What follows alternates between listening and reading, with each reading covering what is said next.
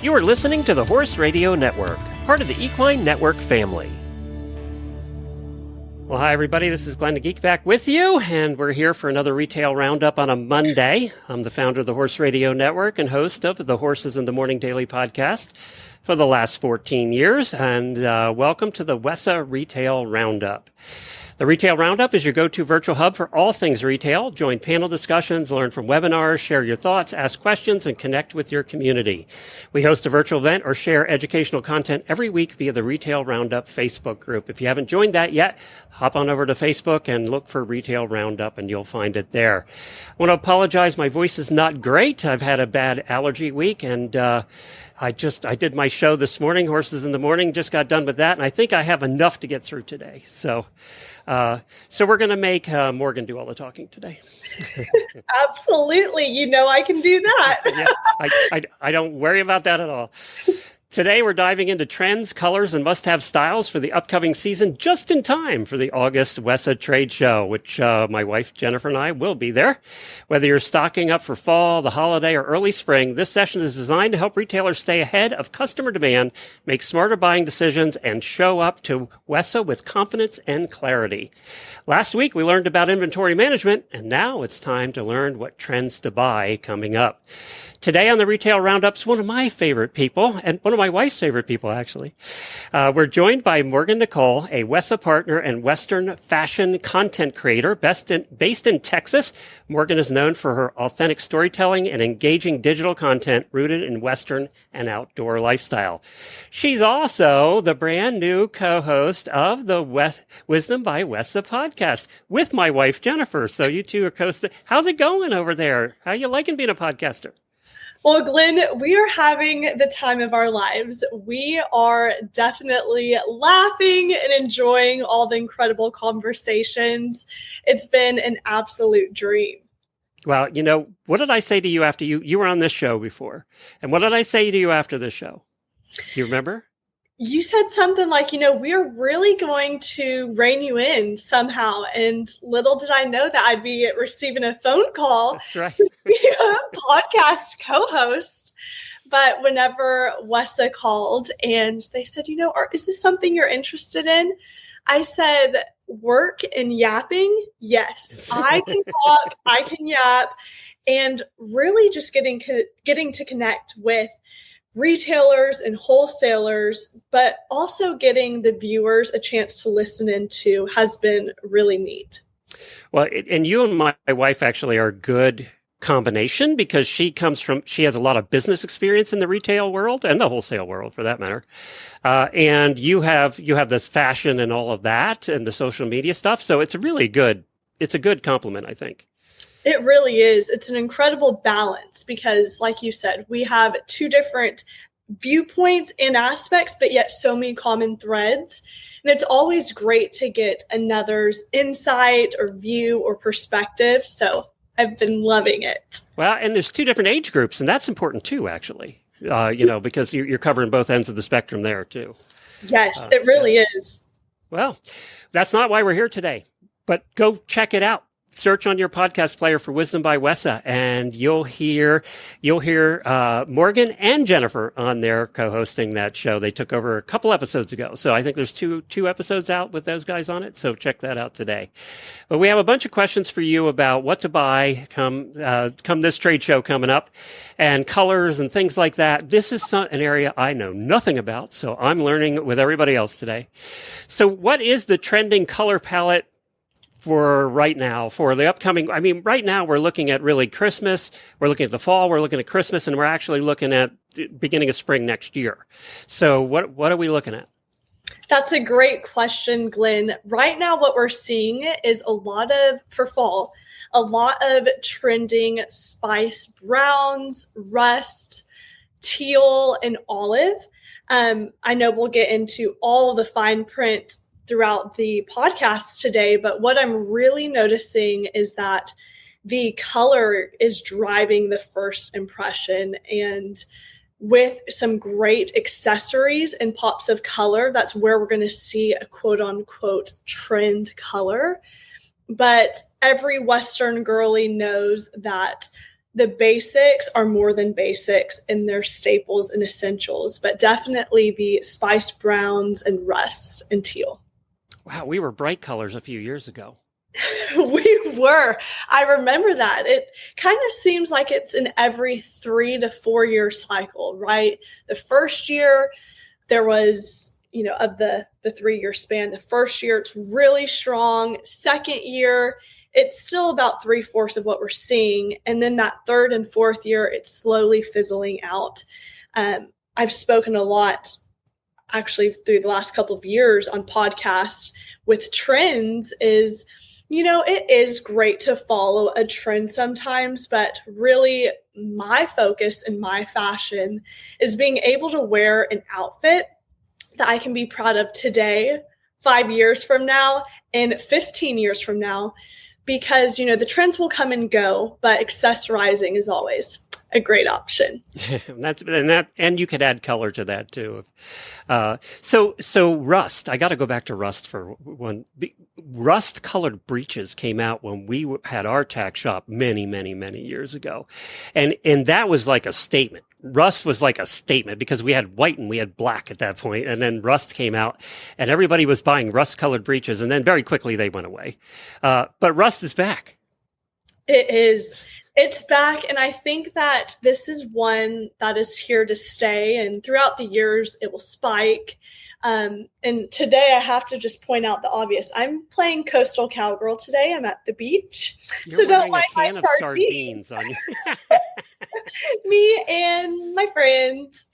But typically, okay, I got to explain for the audio listeners. You're wearing a sweatshirt with a can of sardines on it. Oh yes. She's amazing. Do you like sardines? No. just for the fashion statement, Glenn. You should know that. Yeah. But in general, someone in the Western space is going to have denim in their closet, chambray, and rust is something that you can keep in your closet for a lifetime. And of course, we see, depending on the piece of clothes, you're going to see different color trends too, right? Shirts are going to be different than jeans are always jeans, right? So, but skirts are going to be different. Your dresses are going to be different too. Definitely. Yeah. I think, like I had mentioned earlier, the accessorizing is so huge right now. And that also bleeds into buyer behavior in 2025 and what I think will be the same in 2026. But accessories are kind of priority right now. Which ones? Which ones are coming up? Specifically, Twillies from Fringe Scarves, one of my clients, but dear friends. The Twillies are taking over the world. I mean, they truly are. It's a little piece of fabric that you can tie around your neck. You can do it on your neck as a bow, kind of like a little knot to the side. You can do it on a handbag. You can do them around your wrist. But accessories like Twillies and, of course, wild rags will always be around, tying them in your belt loops or even in your hair are a great way. And boots, of course. I am a boot connoisseur with 175 pairs and counting. Well, one of the questions when you're a retailer is obviously you're going to always carry the base colors, right? You're always going to have the denims and, you're always going to have those base colors. How do you decide what inventory, how much of the trendy fashions you're going to put in the store and how much of the base colors? Is there a percentage that you think? I feel that it's hard to put an exact percentage on it, but what I will say is when you do carry staples in your boutique or, as a retailer, you definitely want to make sure that you are carrying strong staples, staple pieces that can be restyled, repurposed. For buyer behavior right now, we are definitely doing some emotional buying, but also being realistic. If I'm going to buy a blazer, well, I really need to see a blazer styled 3 to 4 ways for me to say, you know what, that deserves to be in my closet. Is that a result also of the economy and everything else this year? It is. Yeah. And I think also with the market being so oversaturated. And people ask me that all the time. Well, what market is oversaturated? And I tell them quite literally any and every market, especially fashion.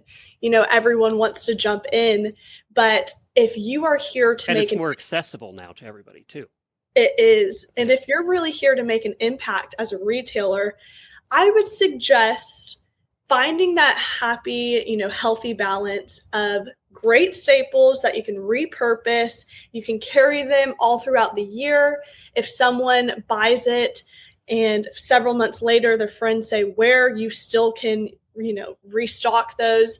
But then having the accessories, I think it's great to filter those through and have new arrivals really every 2 to 4 to 6 weeks, depending on how much volume you're doing. But if you can't offer staples, it's really hard definitely to get those sales up. But the accessories is what keeps your clients coming back and back. It's interesting you mentioned that because I saw a picture from a tack shop on Facebook the other day where they took a blazer and they took, just a pair of jeans. They had 3 separate mannequins with the same blazer and the same pair of jeans and then changed everything else out. So they did accessorize it differently, but they had them all in a row. So you could see, okay, this blazer goes with this, this, and this, and it was completely different looks.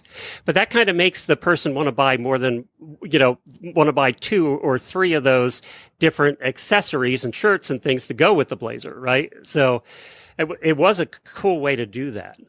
I've noticed that too lately. And what I'm seeing is that the buyer behavior is really focused on their priorities now. And the priority kind of cycle is the uniqueness of the product, then the quality, and of course, the price. With there being so many things on the market right now, you really have to either be creating a product or carrying a product that has that uniqueness factor and, of course, the quality to make the purchase worth it, in a lack of better words. So do you think people right now, and you see this, talking to people and being out doing your job, do you think people right now are spending more on accessories and less on the big purchase items, the $400 blazer or jacket? Are they spending more on the smaller stuff to go with what they already have?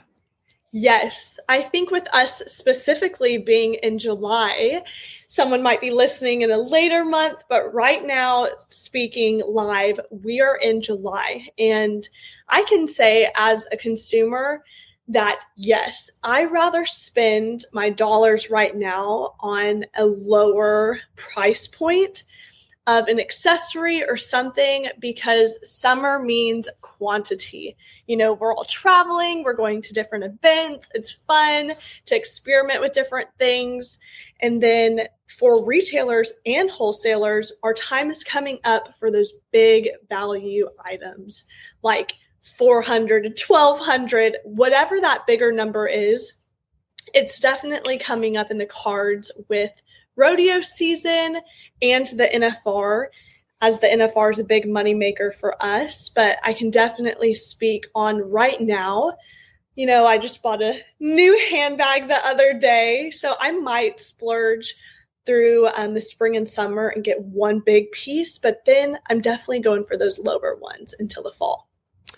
With your clients and things, what are we looking for? What are we looking at for this Christmas? Because, it is kind of a weird year, right? It's been a weird year. What are you looking for this Christmas? Would you be stocking up on more of the smaller pieces and less of the larger for Christmas this year? So I would say, kind of backing up a smidge, if you don't mind, yeah. I would say that October to November is your heavy hitters. Stock up, spend the money on those higher priced items, because the girls are shopping in October and November. Last minute NFR, Thanksgiving, family, Christmas card photos, they'll take those in November.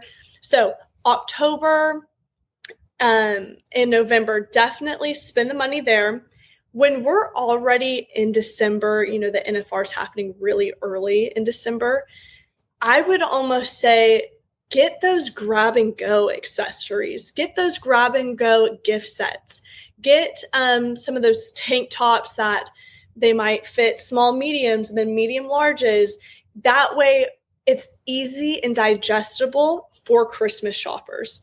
If anyone is shopping and they're really into rodeo, but are even attending or a part of the NFR, we are looking for easy grab and go gifts. So if you are carrying clothing items, maybe something that someone can say, oh, I don't know what size she is. Let me get something that might work. So what about, we're also looking at next year. We're also, now thinking about buying in for, the winter, end of winter next year into spring, because we're thinking ahead. What do you see there? Right now, I think that sets. I know this is fortune telling at this point, but, we are going to see it out there. Well, the great thing about fashion is we typically get to see a small little snippet, kind of a quick glance, and then it will resurface. And I think what will really be hot is sets and flowy items and always layering. For upcoming, spring and summer of 2026, having some short sets with maybe like a sweater top or something that's matching in bold prints will always be fun too coming into a new year. Do you realize, this is a side note for all of us that are my age, do you realize that we are closer now to 2050 than we are to 2000? That's a little scary. I know, but we're closer now to 2050 than we are 2000. That's crazy. That's nuts. I graduated from TCU, the Neely School of Business, last May. And I'm looking at the calendar now and I'm like, are you serious? I've been graduated for over a year. Now I'm married, a house. You have a big girl job. Yeah. Yeah. I have people listening to what I'm yapping about. Crazy. So let's go there. Your age group. How are they different now? What are they buying? What are they doing? Are they tending to spend a lot of money, or are they holding back, or where are they at? I kind of feel like that's twofold, and maybe I can share some of my personal experience. So it is no surprise that I'm a shopaholic. I have been since I was a little girl. I started working really early on and started several businesses and different ventures to quite literally fund my shopping addiction and my shopping lifestyle. And so I think I have personally grown. And when I say grown, this could be something. I don't know. You are wearing a can of sardines. Let's go. Maybe the fashion has gotten to a low point. Okay. Hey, but I still have some jewels on. It's all about balance. But what I've seen in my You wear your sardines well, I will say that. Thank you. Thank you. What I've seen with myself is that there's kind of spurts and moments, right? 90 to 120 days ago, I was buying all the little things, this, that, and the other. And then there's moments where I might just want to go buy a new Louis Vuitton and say, you know what? I'm going to wait a second. Then I might stumble across a couple of great pairs of denim and I have to have it. So my age demographic right now, I think speaking for all of us, we're figuring it out.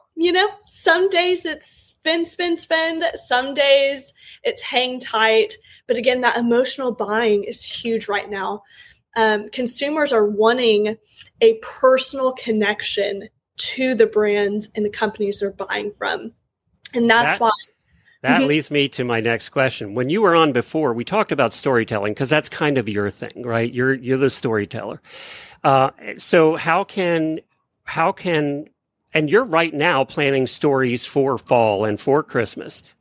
We should be anyway. We have to start thinking about that ahead of time, especially if you want your social media to work. You really have to start planning. And you talked about that last time you were on. So what are we looking at for this Christmas in storytelling? What do you think? Are we tugging at the heartstrings, or what are we doing in telling those stories? I think what we're doing now is really opening up the brands to their core. as some viewers also know listening, I'm not only a podcast co-host, but I am a Western fashion content creator. But really, you can think of me as a brand representative.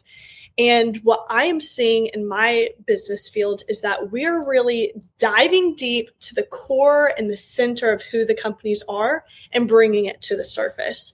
We're going back with family history and lineage of the company. One of my clients is Robin Hack Hoffman with Lovely Ranch. She will also be at all the trade shows. But something really neat about her story is that her family has been in the textile industry for over 100 years. And so with Robin right now, we are literally going into the archives of her family's warehouses, pulling up prints, and then Robin showing us how she is, transferring and then bringing those to life in dresses and cardigans. So for Christmas, we're hitting the heartstrings, we're showing the history, and we're showing the why, because right now the why is everything, and we're here for sustainability and longevity, not fast fashion. So the why is really crucial. And it's interesting what you said. That ties into what you said about people wanting to have a relationship with the brands that they're buying now. They feel like they know them, and they want a deeper relationship. It's kind of why podcasts became so popular, because people listening, I have a saying that I do use at all the podcast shows when I speak. And the first thing I always say is they come for the content, but they stay for the hosts. And that's true of stuff they're buying too. They may come because they liked your product initially, but they want to like the company too. And I think that's more so than ever in the past. It really is. I don't think I cared 30 years ago who the company was, because we didn't have the landscape that we do now. Exactly. And now it's so much more meaningful. And again, I'm putting myself back into the consumer position, because I could sit here and talk all day from a professional aspect of, the industry, but really just boiling it down to the basics of being a consumer. It means so much more to me when you can compliment me on my little gun necklace here and say, wow, Morgan, I love that necklace. It's really you. Who's it from? And I can sit here and I can tell you that it's Sunwest Silver and it's native made, but I can even tell you the stories that I've been able to swap with the owners. So it just gives that sentimental touch, and it's word of mouth too. I know my best friends and I, when we're talking about clothing and fashion and boots, if they have a personal connection, I naturally want one too. And so it really just ties everything together. What else would you say as far as the season's coming up? What other advice do you have for WESA? For when we're walking around with 5,000 booths at Dallas? Yes, I would definitely say that for WESA Trade Show prep specifically, ask vendors, ask them for their best sellers and what's kind of their exclusive items that are on the line sheets right now. Do they help provide digital assets? What is their story? Because you will be able to really weed out and really find that perfect match when you can connect with the vendor on their story. And let's be honest, it really helps in marketing on the back end. Yes, you can promote a shirt all day long, but when you can talk about the rayon and high thread count and the wholesaler, it really helps you there too. So what I would say is, walking into WESA, I always suggest several days. Go in there with a fresh mind and ready to be a sponge and soak it up. Come in there with a blank notepad and walk around and just start forming those friendships and relationships. And as you're asking them questions, write down the best sellers on your journal. Maybe even talk about past sales. Hey, what did you see last year out of your line that sold the best? That's what I want. You want the heavy hitters. Very good. There's just so much to choose from. It's so hard when you go to the trade shows because, there's 5 million items there, and you want to carry them all in your store and you can't, right? It's so hard. It is. It's so hard to choose. But what I will say, and even for a quick tip for both of the retailers and wholesalers, everyone needs to keep their eyes out for the hot displays, because if someone is going to take the time to make their booth look good and their mannequins look good and really bring that full visual, you really want to explore that more. Your phone agrees. My phone agrees. It had to chime in. My apologies on that. She just couldn't keep silent. It happened. That was funny, though. It was perfect timing. It was. Where can people find you, Morgan? People can find me on Instagram and TikTok. It's __ Morgan Nicole. And you can find me on the Wisdom by WESA podcast every 15th and 30th of the month. Look at you. Congratulations on that. Thank you. God is good.